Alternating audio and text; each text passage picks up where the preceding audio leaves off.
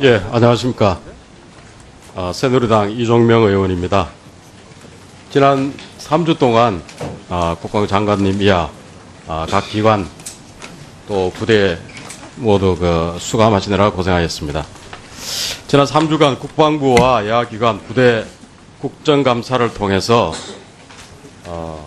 6.25 전쟁 이후 가장 어려운 시기임에도 불구하고 굳건한 안보 태세를 유지하는 군이 정말 믿을 수 있는 군이구나, 또 존경받을 만한 군인들이구나 하는 것을 확인할 수가 있었습니다. 손자병법에 나오는 상하 동육자 성이라는 말을 잘 알고 있습니다. 전성을 위해서는 상하가 하나가 되어야 한다는 것입니다. 심리학 용어에 선택적 지각이라는 것이 있습니다. 사람들은 자기가 보고 싶은 것만 보고 또 자기 자신에게 의미 있는 말, 듣고 싶은 말만 듣고 또 느끼고 싶은 것만 느낀다는 경향이 있다는 것입니다. 군사 전략 목표를 달성하기 위해서 가장 중요하면서 또 우선적으로 해야 하는 것이 있습니다. 지휘관과 참모, 상하급 지휘관들이 전략 목표를 명확하게 이해하고 또 견해를 일치시켜야 한다는 것입니다. 상하급 지휘관의 전략적, 작전적 사고를 공유하기 위해서는 상호 부단한 노력을 경주해야 할 것입니다. 같은 맥락에서 지난 합참 국감 때 제가 인적 요소의 중요성을 이야기한 적도 있습니다. 전쟁의 원칙 중 기습을 달성하기 위해서는 적이 예상하지 않은 의도, 시간, 장소, 방법으로 군사행동을 실시합니다. 역으로 적이 예상하고 있을 때 아무런 군사행동을 하지 않는 것도 당황스럽기는 마찬가지입니다. 지난 10월 10일 북한 노동당 창건일을 전후해서 북한의 핵실험이나 미사일 발사 등 도발을 예상하고 있었는데 우리 군은 물론 정치권, 아니 국민 전부가 긴장을 하고 있었는데 북한은 핵실험장 풍계리나 미사일 발사 등에 있는 동창리 일대에 그냥 미상 움직임만 있었을 뿐 미사일 실험은 없었습니다. 지금 외교, 경제 등 모든 제재 수단을 동원하고 있는 미국과 세계 각국은 군사적 행동으로 넘어가는 임계점에서 북한의 행동을 예의주시하고 있습니다. 어쩌면 더 이상 북한의 핵 미사일 실험이 없을 수도 있습니다. 그러면 또 그렇게 시간이 흘러가게 될 것입니다. 핵미사일 시험이 있을 때도 실험은 실험일 뿐 관성적으로 대응해 온 감이 없지 않습니다. 지난 20여 년이 그렇게 흘러왔습니다. 그러는 사이 대한민국은 냄비 속의 개구리가 되어가고 있는 것은 아닌지 우려가 되기도 합니다. 정말 인정하고 싶지 않은, 결코 일어나서는 안 될 무서운 이야기라고 할 수 있습니다. 장관님, 적이 모든 공격 준비를 하고 있을 때 타격하는 것이 우리에게 유리하겠습니까? 아니면 한 방 얻어맞고 나서 타격하는 것이 유리합니까? 아니면 적이 완전한 공격 준비를 갖추지 못하고 있을 때 불씨를 제거해버리는 것이 우리한테 유리하겠습니까? 어떤 경우가 우리한테 가장 유리하겠습니까? 군사적인 교리의 입장에서 보면 세 번째 경우가 가장 유리하다고 당연히 생각을 하고 있습니다. 네. 대한민국이 더 이상 효과적으로 대적할 수 없는 상황에 왔음을 깨달았을 때는 이미 늦게 될 것입니다. 전 세계 여론이, 그리고 동맹국이 외교, 경제 등 제재와 압박의 임계점을 넘어서 군사적 행동의 필요성을 강력하게 제시해 왔을 때 장관님께서는 최고 통수권자에게 어떻게 건의하시겠습니까? 저는 여러 차례 답변을 드렸습니다마는 특히 북한의 핵과 미사일에 대해서는 그것이 갖는 파괴력을 고려해서 우리가 그것이 사용되기 전에 파괴, 무력화시키는 것이 필요하다는 입장에서 우리가 대비를 하고 있고 개념과 계획을 발전시키고 있습니다. 예, 알겠습니다. 본 위원은 우리 군이 국민들로부터 신뢰받고 존경받는 군으로 거듭나는데 미력이나마 기여하고자 지난 국정감사 기간 동안에 각 대상 기관별로 미담 및 선행 사례를 소개한 바 있습니다. 저는 군에서 있으면서 이국 운동을 경험한 적이 있습니다.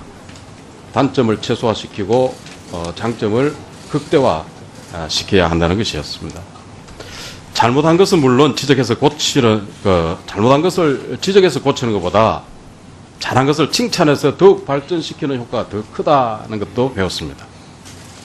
국정감사에서도 잘못을 지적만 하기보다는 잘한 것도 칭찬과 격려를 해주는 그런 긍정적인 부분도 있었으면 좋겠다는 것이 제 개인적인 생각이었습니다. 오늘은 마지막 종합감사를 맞아서 국군의 대국민 신뢰 제고를 위해서 몇 가지 개선해야 할 과제를 제시를 하겠습니다. 국군은 국민의 군대로서 자유민주주의를 수호하며 명예를 존중하고 투철한 충성심, 진정한 용기, 필승의 신념 등 사명감과 책임의식으로 우리 군의 구성원들은 성실하게 복무에 임하고 있음에도 대국민 신뢰가 그리 높지 않다는 것이 현실입니다. 먼저 병력 문화, 이거 결국 군이 해결해야 합니다. 중요한 것은 군 당국의 의지입니다. 이 문제를 풀어나가야 될 사람들은 군 자신이기 때문입니다. 여론에 떠밀려서 가서는 안 되겠다는 게 제 생각입니다. 피해자도 내 자식이고 가해자도 내 자식인데 군 병력 문화는 우리 사회 전체에 어떤 영향을 미치는 만큼 대단히 중요한 것이기 때문에 반드시 대책을 세우고 조치를 해야 됩니다. 장관님의 견해와 국방부의 대책을 묻고 싶습니다. 예, 병력 문화의 개선은 저를 포함한 군의 주요 지휘관들이 매우 시급하게 개선해야 될 사안으로 보고 접근하고 있습니다. 당연히 지위 고하를 막론하고 군에 복무하는 장병들은 나라를 지키는 소중한 임무를 수행하는 만큼 우리가 전우라는 인식 하에서 그들의 개인적인 인격과 인권이 존중되는 범위 내에서 임무를 수행할 수 있도록 그렇게 노력해야 된다고 생각하고 있습니다. 예. 두 번째는 북한의 핵무기 위협, 미사일 위협 등 각종 도발에 대해서는 정군의 노력이 필요하다고 생각합니다. 정말 국민들로부터 신뢰를 높이는 것은 적의 위협으로부터 국민들의 생명과 재산을 보호해 주는 것입니다. 싸우면 반드시 이긴다는 이 믿음을 국민들한테 보여줄 때 군을 신뢰할 수 있을 것입니다. 장관님 어떻게 생각하십니까? 당연한 말씀입니다. 군은 적의 도발에 대해서는 어떠한 경우에도 확실히 응징해서 다시는 도발에 엄두를 내지 않도록 하겠다는 의지를 가지고 있고 그 의지를 뒷받침할 수 있는 능력과 태세를 구비하고 있습니다. 예. 세 번째, 우리 방위산업을 얘기하지 않을 수가 없습니다. 비리 척결은 해야 되겠지만은 비리 척결에 매이기보다 이제는 앞으로는 방위산업의 어떤 내실화가 반드시 필요하다 그런 것을 강조를 합니다. 방사청이 소요 제한이라든가 소요 제기, 결정, 획득, 전력화, 운영 유지 등 어떤 한 부분을 반드시 책임지고 방사청에서 어떤 관련 기관들과 협조해서 문제를 해결해야 된다는 것이 제 생각입니다. 또 방사청에 근무하는 현역 군인에 대한 인식도 제거를 해야 됩니다. 청장님의 견해는 네, 저희 방위사업청에서는 군에서 결정된 그런 수요에 대해서 그 요구대로 계획된 그 성능을 발휘할 수 있는 그런 무기 체계를 기간 내에 다 완수해서 전력화되도록 최선의 노력을 다 하겠습니다. 또한 우리 방위사업청에서 근무하고 있는 현역 그 군인들도 소신을 가지고 소신과 국가적인 사명감을 가지고 맡은 업무에 최선을 다할 수 있도록 최대한도로 지원하고 협조하도록 그렇게 하겠습니다. 네, 이정명 의원님 수고하셨습니다. 다음은 존경하는 김진표 의원님 질의하시기 바랍니다.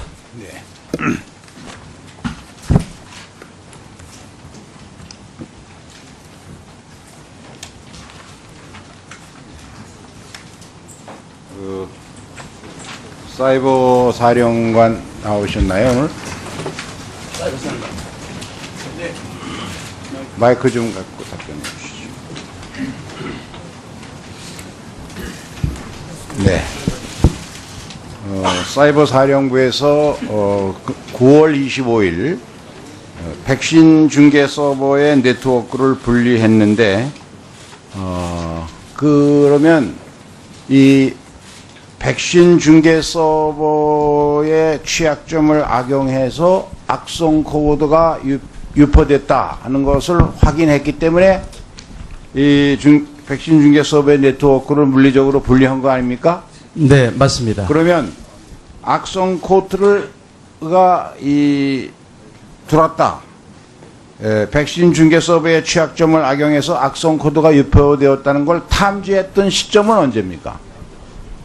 그 악성 코드는 뭐 매일 유입이 되고 있습니다만 이번 사태와 관련해서 종합적으로 다량의 악성 코드가 유포되는 정황은 23일 오전에 확인을 하고 오후에 저희가 대책회의를 했습니다. 그러면 이제 그때부터 악성 코드가 유입이 되었는지 이런 걸 조사를 했을 텐데 지금 한 20여일이 됐거든요. 악성 코드가 언제 침입했는지 또 그 코드 침입한 주체가 누군지 이거 확인을 했습니까? 그 지난번에 보고드린 바와 같이 이런 그 해킹에 대한 조사는 시간이 다소 걸립니다. 현재 진행 중이기 때문에 결과는 차후에 알 수 있겠습니다. 아니 20일이나 됐는데 우리 안보를 위해서 가장 중요한 국방망이나 전장망이 비록 물리적으로 분리되어 있다 할지라도 컴퓨터 자체를 좀비 컴퓨터로 이용하면 얼마든지 국방망이나 전장망에 들어있는 비밀까지도 유출될 가능성이 있는데 이런 중대한 사태에서 20일이 지났는데 맨날 아직도 조사 중이라는 얘기가 그게 말이 됩니까? 국민들이 그래가지고 어떻게 사이버 사령부에 대해서 안심할 수 있겠어요? 네, 저희들이 지금 조사하는 과정에 있고 일부 내용들도 확인되고 있습니다만 하여간 11월 중에는 모든 결과가 나올 것이라고 지금 능력이 판단하고 있습니다. 없으면 할 능력이 없으면 외부 전문기관에다가 위탁을 해서라도 신속하게 밝혀내고 거기에 대한 대응 대책을 만들어야 될 거 아니에요. 지난번 국감 첫날 지적을 했으면 적어도 국감 마지막 날 합정 검열을 할 때는 무언가 더 적극적이고 긍정적인 걸 해야 되는데 아무 책임 없이 조사 중에 있습니다. 시간 많이 걸립니다. 그게 국민들 앞에 할 소리입니까? 신속하게 조사해서 보고해 주세요. 네, 최선을 다하겠습니다. 그리고 장관께 좀 묻겠습니다. 북한은 사이버전을 핵과 미사일과 함께 인민군대의 3대 수단이다. 또 사이버 무기는 핵과 생화학 무기와 함께 3대 비대칭 전력이다. 이래서 사이버 전력을 강화해가지고 지금 세계 각국의 전문기관의 평가에 따르면 최소 세계 3위의 사이버 전력을 가지고 있다. 그래서 우리나라도 부랴부랴 2010년에 사이버 부대를 창설을 했는데 지금까지 사이버 부대가 운영되는 것을 보면은 정치적 댓글이나 쓰는 이런 사이버 전력 이거를 해서는 안 되죠. 보다 공세적인 사이버 전력을 구축해야 하는데 저희가 확인해 본 바에 따르면 사이버 사령부를 책임지고 있는 장교들은 계속해서 인사이동으로 전력이 바뀌고 또 실제로 맡아야 할 부사관들은 인력이 태부적해서 경무에 시달리고 있고 병들은 단기 복무하니까 자꾸 더 바뀌고 이래가지고야 사이버 전력이 제대로 강화될 수 있겠습니까? 본의원이 안타깝게 생각하는 것은 대한민국의 IT의 전반적인 수준과 능력은 북한이 감히 엄두도 낼 수 없을 정도로 압도적인 우위에 있는 나라인데 세계적으로 우리나라가 IT 시장의 테스트 마켓으로서 자리 잡고 있지 않습니까? 그런데 어떻게 우리 군만 이렇게 북에 대해서 맨날 당하기만 하는 그런 사이버 전력을 유지하고 있냐 이거죠. 이거는 제가 보기에는 국방부 혼자 힘으로는 백년하청입니다. 사이버 전력을 강화하는 것이. 그래서 정부 종합적인 대책으로서 NSC 의결을 거쳐서라도 정부 부처, 학계, 산업계, 전문 연구기관과 함께 아주 구체적으로 신종 사이버 무기에 대한 보안 시스템을 어떻게 강화할 건가? 또 사이버 공격 무기 공격자를 식별하는 디지털 게놈 기술을 어떻게 보급하고 확대할 줄 건가? 사이버 공격이 왔을 때 역추적하는 기술, 독자적인 암호를 만들어내고 해석하는 기술 등 이런 기술을 체계적으로 연구하는 전문 인력을 양성을 단기간에 해줘야 됩니다. 여기에 대해서 국방부 장관의 좀 책임 있는 답변을 듣고 싶습니다. 예. 사이버 전의 중요성, 또 군뿐만 아니라 범정부적 차원에서의 접근 및 대응 중요성, 당연하신 말씀이고 저희들도 그렇게 생각하고 있습니다. 군은 사이버 사령부를 창설한 이래 그러한 역량을 키우는데 최선을 다하고 있습니다. 말씀하신 댓글 문제는 이제 과거의 문제이고 그런 것들로부터 일체 발생하지 않도록 이렇게 조치를 하고 있습니다. 그리고 어떤 나라든지 이 사이버의 어떤 여러 가지 능력 중에서 이건 고도의 보안이 필요한 그런 부분에 대해서는 대의적으로 이야기하지 않고 있고 군도 그런 측면에서 상당한 역량을 구축하면서 위원님 말씀하신 그런 차원에서 노력하고 있다 하는 것을 말씀드립니다. 근데 문제는 제가 육군본부 국감 때도 육군총장께 확인한 바에 따르면 그 사이버전에 실질적으로 모든 이런 전력을 강화할 수 있는 것은 결국 부사관인데 부사관 인력이 태부적하다는 거예요.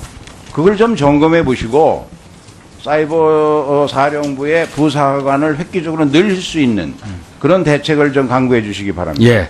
말씀하신 대로 장교와 일반 복무병은 이제 그러한 소위 보직 교체율이 있고요. 여기는 부사관과 군무원들로 많이 그러한 전문적인 능력을 발휘할 수 있도록 하는 방향에서 지금 하고 있습니다. 더 노력하도록 그렇게 하겠습니다. 북한 그 침투기 AN2기에 관해서 좀 묻겠습니다. 지난달 원산에서 북한이 최초로 에어쇼를 했는데 거기 보도를 보면 AN2기가 이게 그동안 천과 나무로 된 재래식 기종이라 미사일에 레이더에는 안 잡히지만 야간 비행은 불가능하다 이렇게 알려져 왔는데 그런데 북한 그 원산 에어쇼에서 나타난 걸 보면 기체 하부에 지형 탐지 레이더가 부착돼 있고 또 상부에는 GPS 안테나 형태의 부품이 장착된 게 발견이 됐다는 보도가 있었습니다. 장관께서 그 보고 받으셨습니까? 예. 그렇다면 결국 AN2기가 야간에도 초저고도 비행으로 침투가 가능한 그런 능력을 확보했다. 이렇게 봐야 되지 않겠습니까? 이 사항은 이번에 언론 보도를 통해서 대에 공개됐습니다만은 군은 이미 과거부터 확인하고 대응해온 사항이고 AN2기의 우리 야간 침투 또 충분히 상정해서 대응 훈련을 해왔습니다. 그런데 문제는 우리 군이 이 AN2기 등 저고도 대공 방어 능력을 위해서 1000마를 지대공 유도 미사일 1000마를 배치했는데 이 1000마가 표적기 생산업체가 부도가 나서 표적기를 못 만든다는 이유 때문에 배치하고 한 번도 실사격 훈련을 한 적이 없어요. 지난 3년 동안. 그 점도 잘 아시죠? 조금 의원님께 자료가 정확히 저희들이 보고를 못 드린 것 같은데 이제 1000마는 2004년도에 전력화를 해서 2012년까지 쭉 사격을 해왔는데 말씀하신 것처럼 최근 3년간은 그 업체가 부도가 나서 이제 그 3년 동안 못했는데 최근 3년간만 못한 겁니까? 예. 앞으로는 근데 이 12월부터는 가능하겠습니다. 육군본부 직제를 보면 육군이 당연히 육군의 군사력 건설의 소요라든가 교육훈련 이 상황을 관장하고 있는 것인데 왜 이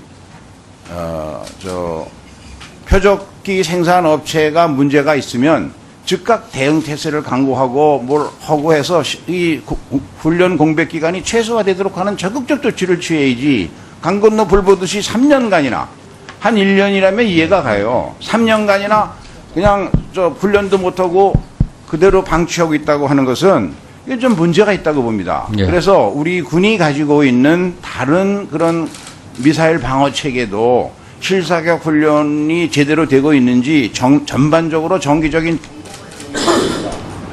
예, 그렇게 하겠습니다. 당연하신 말씀입니다. 네. 내년 12월부터는 훈련 다시 재개된다는 말 맞습니까? 예, 그렇습니다. 예. 김진표 의원님 수고하셨습니다. 다음은 존경하는 이철규 의원님 질의해 주시기 바랍니다. 네, 강원도 동해삼척 지역구의 이철규 의원입니다. 우리 박창명 병무청장님께 질의 좀 하겠습니다.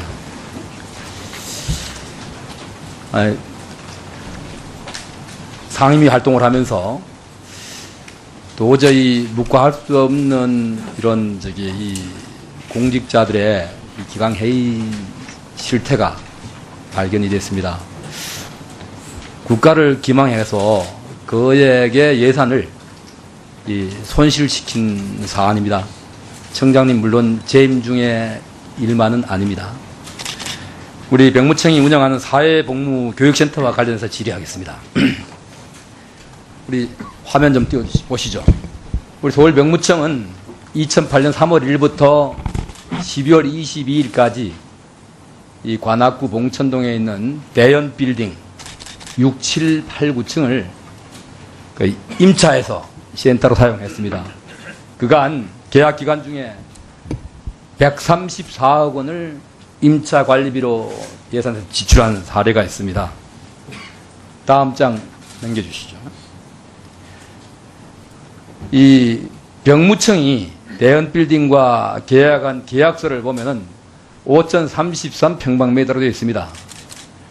그런데 실제 국가가 사용한 면적은 3,095평방미터 전후입니다. 이것이 건물 주인 스스로가 관악구청에다가 신고한 내역입니다. 예. 다음 장 넘겨주죠. 이 계약 면적하고 실사용 면적을 비교해 보면은 이 5,033평방미터와 3,070 내지는 3,096 조금 변동이 있습니다.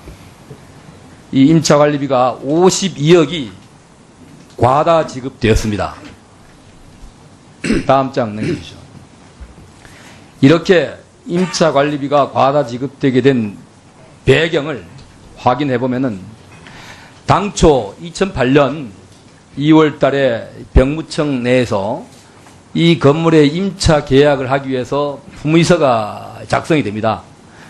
이 품의서가 작성될 때 건물의 정확한 면적을 확정하지 못하니까 추후 사용하는 면적을 확정해서 계약을 실제 사용 면적만큼 계약하겠다 하고 왼쪽에 있는 게 실무자들이 당시 실무자가 이 작성해서 이 서울병무청장에 결재를 받은 승인 계약서입니다.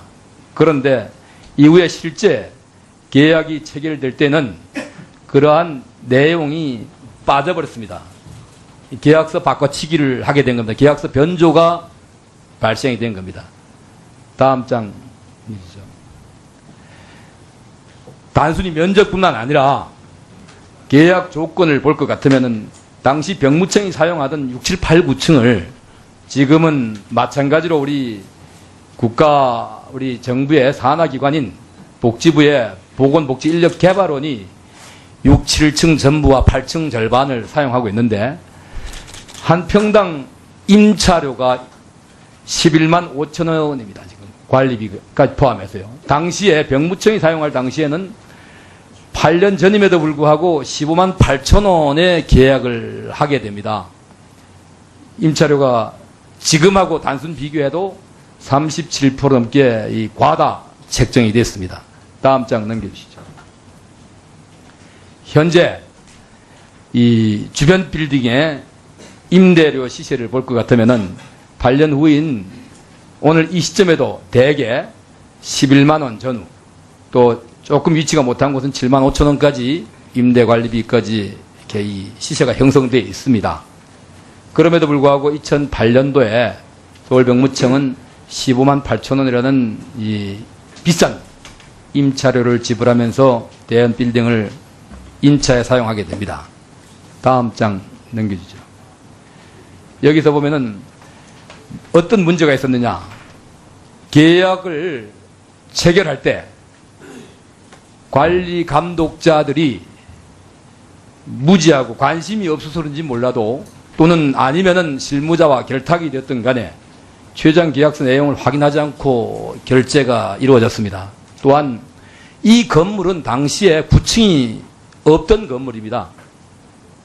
9층이 등기부 등본은 물론이고 건축물 대장에도 이 9층이라는 건물이 존재하지 않았다. 그해 10월에서야 건축물 대장에 이 건물이 등재되게 됩니다.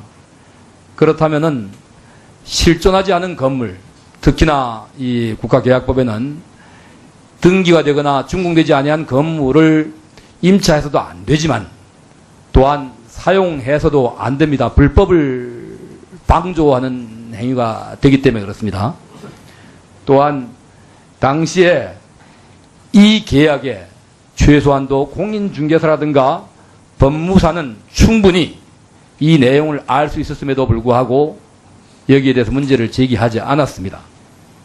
이거는 서울병무청뿐만 아니라 건물주, 더 나가서 여기에 관여했던 모든 사람들이 최소한도 함께 공모하고 공모하지 않고는 이루어질 수 없는 이 잘못이 발생된 것입니다. 뒷장 넘겨주시죠. 이 사건과 관련해서 지난 3월 감사원이 감사 결과를 전부는 아니지만 예산이 과다 지출됐다는 부분에 대해서 지적을 했습니다. 그럼에도 불구하고 병무청은 당시에 계약 담당 직원이었던 6급 직원 한 사람을 강등 처분하는 것으로 종결을 했습니다. 또한 강등 처분받은 담당 직원도 소청을 해서 정직 3개월로 감경이 됐습니다. 지난번에 우리 상임위 활동 때 지난 2015년 예산 결산을 하면서 본 의원이 이 문제에 대해서 강하게 지적을 하자 감사원에서 징계 요구만 있었기 때문에 담당자 징계만 요구받았기 때문에 이렇게 조치했습니다 하고 답변을 하셨는데 이후에 감사원으로부터 지적을 받고 난 다음에 병무청이 한 것은 담당 직원의 징계 조치밖에 없었습니다. 수사 의뢰를 요구했음에도 불구하고 계속 미루다가 8월 19일에야 관악경찰서에다가 수사 의뢰를 합니다. 하는데 수사 의뢰도 이 전체 사건에 대해서 수사를 해달라고 의뢰하는 게 아니라 담당 직원과 건물주에 유착이 있는지 이 부분에 한정해가지고 확인을 해달라고 요구를 했습니다. 이건 수사를 의뢰한 것이 아니라 수사기관이 흥신소의 역할을 해달라고 부탁한 것밖에 안 됩니다. 본의원실에서 강력히 지적을 하고 시정을 촉구하자 마지못해 지난 9월 29일 날 서울중앙지방검찰청에다가 다시 수사를 요청하기에 이릅니다. 이런 일련의 과정을 보면서 이 본의원은 통탄하지 않을 수가 없었습니다. 이 52억이라고 하는 거액이 부당하게 지출됨에도 불구하고 서울병무청에 어느 누구도 이 잘못됨을 지적하거나 고치려고 노력하지 않았으면 물론이고 적발되고 난 이후에도 감사원의 담당자 징계 요구가 감사원의 징계 요구라는 이유로 더 이상 이 잘못된 예산 이 손실 사건에 대해서 실적 진실을 발견하려거나 또는 책임을 묻겠다라는 의지가 없었습니다. 청장님, 네. 이게 6급 담당 직원 한 사람만의 이 실수로 이런 일이 발생됐다고 생각을 하십니까? 뭐 여러 가지 종합적인 이유가 있다고 생각합니다. 제가 그 내용은 좀 더 철저하게 조사를 해서 이것을 꼭 한수를 위한 노력을 최선을 다하겠습니다. 당시에 감사원에서 감사를 할 때도 이 병무청은 조직적으로 이걸 은폐하기 바빴습니다. 이 계약을 할 때 본의원실에서 확인한 바로는 담당자 한 사람이 간 게 아니라 여러 명이 갔습니다. 그런데 감사원에서는 단독 행위로 결론을 지었습니다. 이건 윗선의 비호가 없이 불가능한 일이고요. 또한 조사 과정에서 이 건물의 주인이 건물의 이 주인 되는 분의 이 두 부자, 그러니까 아버지와 아들이 정당에, 특정 정당에 이 활동을 하는 당직자들이었다. 그러면 처음부터 이 건물의 이 임대 과정, 임차 과정에서부터 이후에 감사원 감사 이 처분에 이르기까지 이런 정치적인 위압이 깨지지 않은지 여쭤보고 싶습니다. 정치적인 위압은 뭐 저희가 좀 아직 그 확인하기가 제한되는 부분이 있고요. 지금 이제 이 사안에 대해서 저희가 행정 소송도 제기를 해놨고 또 관련자를 고발도 했습니다. 그리고 아까 그걸 발표하신 대로 지금 이제 수사를 의뢰해서 진행 중에 있으니까 이 내용은 철저하게 사실관계를 규명해서 보고를 드리도록 하겠습니다. 추가 시간에도 말씀하세요. 네, 청장께서는